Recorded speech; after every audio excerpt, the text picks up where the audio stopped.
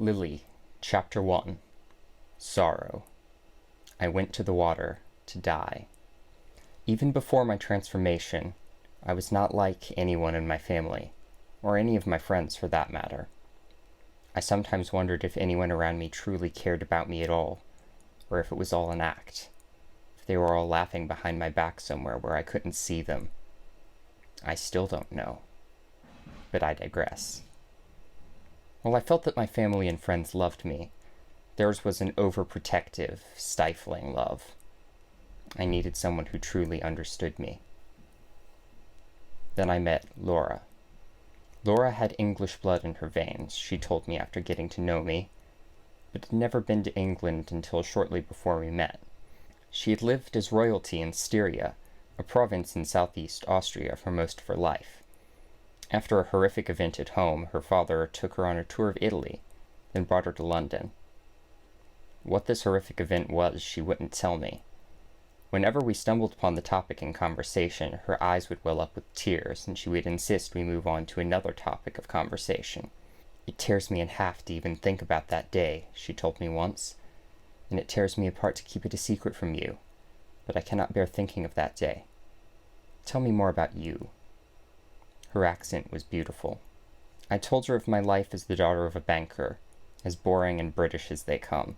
I found my own country excruciatingly plain, and dreamed of going to visit Laura in Styria someday, but she probably found her home as boring as I found mine. I had no siblings to speak of. I spent most of my time reading. I devoured every fairy tale book in the house as a child. Then, as I grew, I discovered ghost stories, which are really just fairy tales for adults. The Castle of Otranto was a particular favorite with its atmospheric setting and haunting imagery.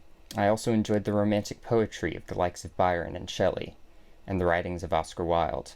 My parents didn't entirely approve of my reading choices, but there was little they could do to stop me. If they confiscated a book, I would buy new, secret copies from a nearby bookshop, or borrow one from my friends. Eventually, they gave up trying to take my books, but they would still make snide remarks about whatever I was reading. I pointedly ignored these comments. Occasionally, my parents forced me to leave the house and socialize with friends.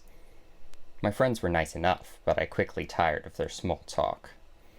It was on one of these outings that I first met Laura.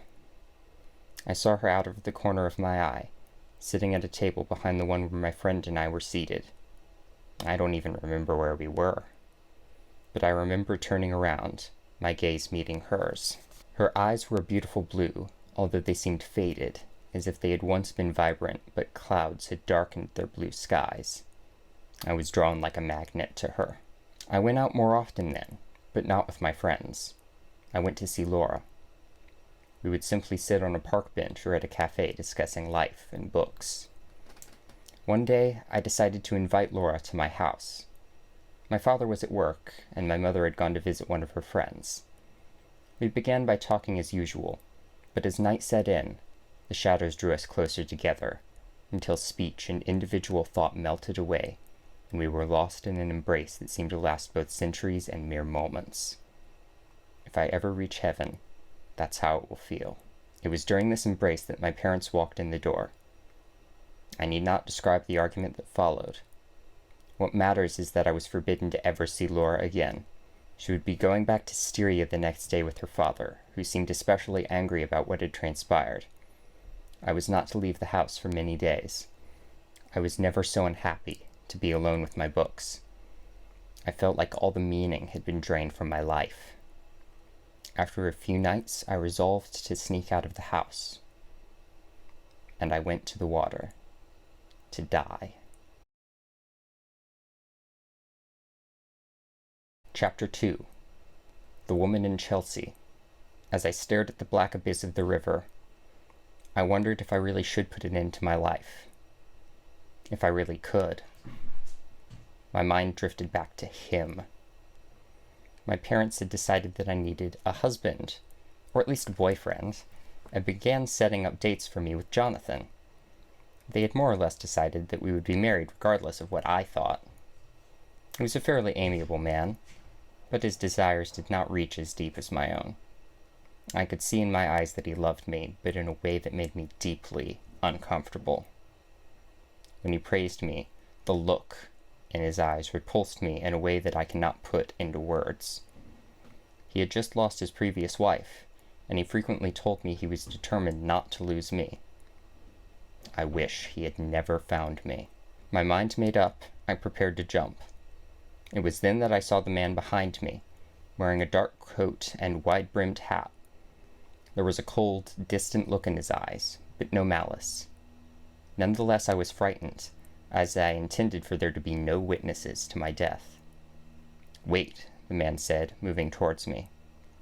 "Leave me alone," I shouted back. "I haven't done anything to anybody." "The river is cold and dark," the man responded matter-of-factly. There was no obvious emotion in his voice, but I could tell he was trying to be friendly.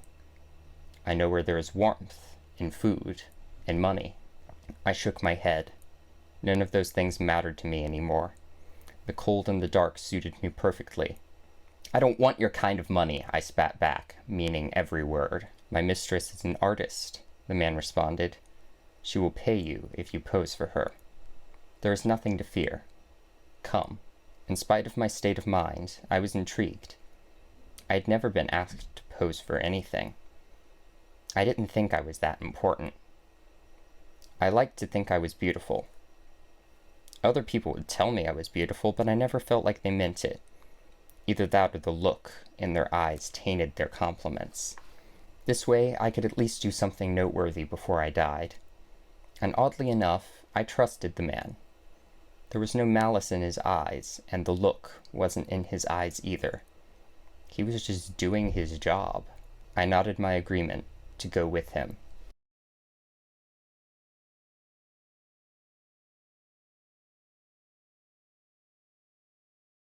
"Make yourself comfortable over here," said the woman, gesturing to a chair and fireplace on the other side of the room. I was now inside her residence in Chelsea, an area I knew well, as I had lived there most of my childhood. She was tall and slender, and dressed entirely in black. Her hair was the same raven color as her clothing. Her lips were a beautiful shape, although they seemed to be hiding something. She was unusually pale. I guessed that she might have some disease that prevented her from going outside. Her eyes contained something I couldn't place, but there was something repulsive about them as well, something of the look. Her eyes also contained a faded hurt similar to that in Laura's eyes, but this hurt seemed much older and much deeper.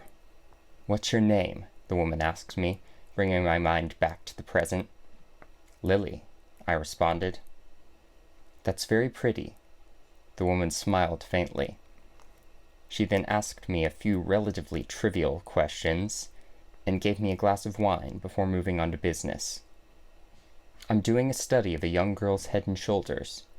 You won't object to removing your blouse, will you?" she asked. "No, I guess not."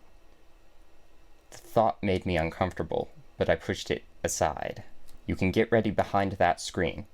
The woman gestured to the screen in question. "Thank you." As I walked towards the screen, I couldn't help looking back at her a few times. She hadn't taken her eyes off me since I stepped into her home, and it was hard to tell, but from the look in her eyes she seemed to be fighting some kind of internal battle. "I'm ready now," I said, stepping out from behind the screen. I felt more insecure than I had ever felt before in my life, but I wasn't planning on a life following this anyway. I told myself repeatedly that I had nothing to lose. I shuddered internally, but pressed forward. "I suppose you'll want these pulled down, won't you?" I timidly indicated the straps on my shoulders. "Yes." The battle in the woman's head was becoming more violent. "Finish your wine," she said. "It'll warm you." One side of the battle seemed to be winning, but I couldn't tell which side was which. "Stand by the fire for a moment," she continued. "You mustn't catch cold." The battle was won. The battlefield, blood-stained. Her eyes were consumed by something that was like the look, but far worse. There was hunger in her eyes. "Why are you looking at me that way?" I asked, desperately grasping for an escape plan in my head. "Won't I do?" You'll do very well indeed. Her voice carried the same hunger as her eyes. Do you like jewels, Lili? She held out her hand to show me a ring that I hadn't noticed before as she advanced towards me. This is very old and very beautiful. I'll show it to you. The ring had a hypnotic effect on me, but not nearly as captivating or penetrating as her eyes, which had taken on a wolfish quality. Something in me knew what was about to happen and was screaming, scrambling for escape. I don't think I'll pose tonight. I tried to avert my eyes, to move. Her eyes came closer. I think I'll go, if you don't mind. The woman was not listening. Her hunger had consumed her. Her eyes advanced again. Please don't come any closer! I screamed, louder than I had ever screamed in my life. And then all was lost in screams and a gush of blood.